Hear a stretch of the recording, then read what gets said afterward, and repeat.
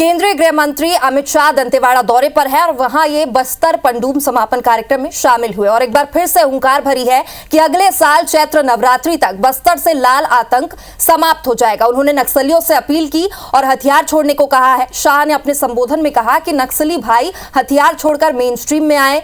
किसी नक्सली के मरने से किसी को खुशी नहीं होती। अब शाह के नक्सलियों को भाई कहने पर पूर्व सीएम भूपेश बघेल ने तंज कसा है। उन्होंने एक्स पर लिखा है कि जिन्होंने हथियार उठा रखे हैं वो नक्सली भाई कैसे हो सकते हैं। नक्सली और भाई दोनों एक साथ नहीं हो सकते। जब तक लोकतंत्र संविधान में आस्था नहीं है, हाथों में हथियार है, वो सिर्फ नक्सली है। और अब बघेल के इस पोस्ट ने नया सियासी बखेड़ा शुरू कर दिया है, तो वो एक्स पोस्ट भी आप तक हम पहुंचा रहे हैं।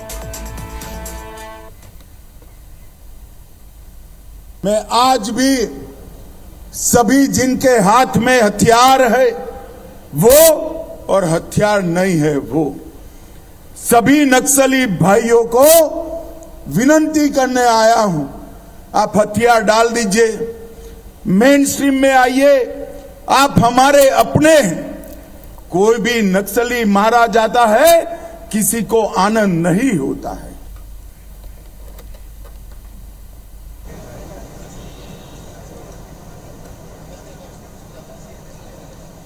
और इस पे चर्चा करने के लिए हमारे साथ कांग्रेस से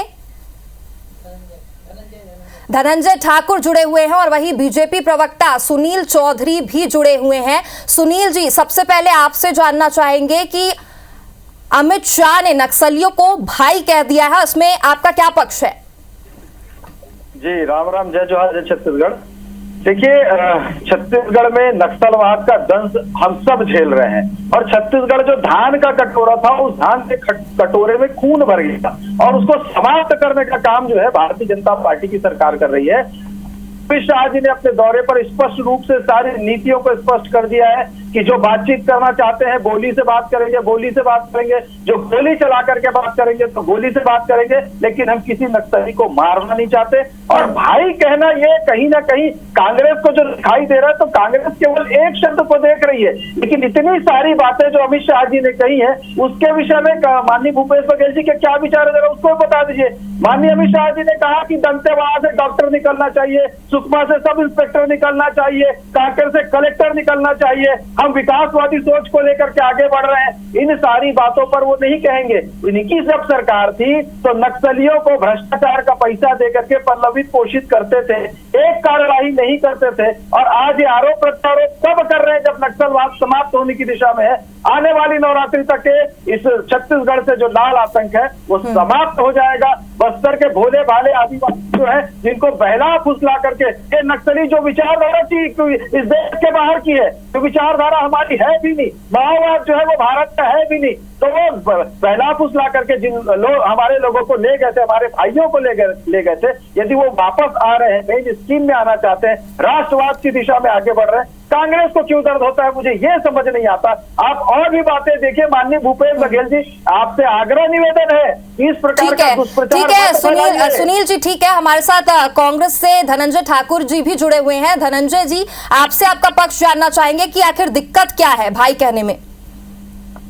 देखिए, आपके चैनल के माध्यम से बता देता हूं, जो भारत के संविधान को नहीं मानता, जो भारत की जनता के लिए खतरा है, वो किसी भी कीमत पर हमारे भाई और अपने नहीं हो सकते।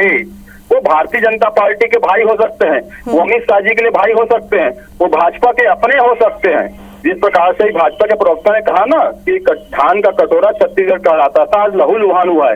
ये लहू लुहान करने वाले लोग भारतीय जनता पार्टी के भाई और अपने हैं। इसीलिए आज अमित शाह जी ने इस बात को सार्वजनिक तौर पर स्वीकार किया है और अमित शाह जी को तो बस्तर सहित पूरे देश की जनता से माफी मांगना चाहिए। इन्हीं नक्सलियों ने हमारे कई जवानों की शहादत किया है, इनकी मुठभेड़ लड़ते हमारे जवानों शहादत दिया है। बस्तर के कई निर्दोष लोग इन नक्सलियों के आतंक के शिकार हुए हैं। हमने भी हमारे कांग्रेस धनंजय जी, लेकिन ये भी बात है कि एक संबोधन का तरीका हो सकता है भाई कहना, लेकिन दिक्कत किस बात पे आ रही है?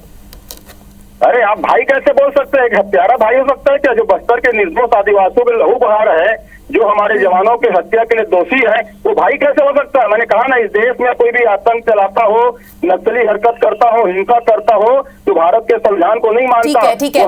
सुनील जी, इसका जवाब दीजिए कि आखिर जो भाजपा के भाई हो बेगुनाहों की हत्या कर रहे हैं वो भाई कैसे हो सकते हैं?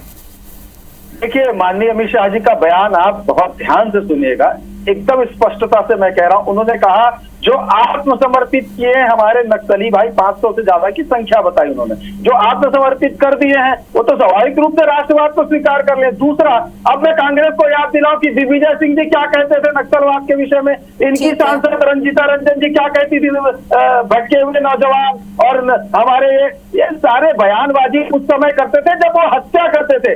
आज वो मेन स्ट्रीम में आ रहे, राष्ट्रवाद की तरफ बढ़ रहे। तब आपको समझना चाहिए कि आज नक्सलवाद समाप्त हो रहा है। भूपेश बघेल जी, आपने क्या किया 5 साल नक्सलवाद को समाप्त करने के लिए? एक काम नहीं किया, और आरोप प्रत्यारोप करने से कुछ नहीं होगा। अब आपको समझ में आने लगा है कि ठीक है, इसका जवाब धनंजय जी से जानेंगे। धनंजय जी, आपसे जानना चाहेंगे कि अगर नक्सली अभी बड़ी संख्या में आत्मसमर्पण भी कर रहे हैं, तो नक्सली अगर आत्मसमर्पण करके समाज की मुख्य धारा से जुड़ना चाहते हैं तो आप इसका स्वागत करेंगे कि नहीं? देखिए, नक्सलियों को आत्मसमर्पण करने के लिए कोई मजबूर किया है तो हमारे जवानों ने किया है। वो जवान हमारे भाई हैं, वो पुलिस की सुरक्षा में लगे अधिकारी हमारे भाई है। नक्सली हमारे भाई नहीं है, लेकिन भारतीय जनता पार्टी के संस्कार और संस्कृति है अपराधियों को भाई बोलना, हत्यारों को भाई बोलना, जवान हमारे भाई है, नक्सली आरएसएस और भाजपा के भाई है, हत्यारे आरएसएस भाजपा के भाई, अमित शाह के भाई हो सकते हैं।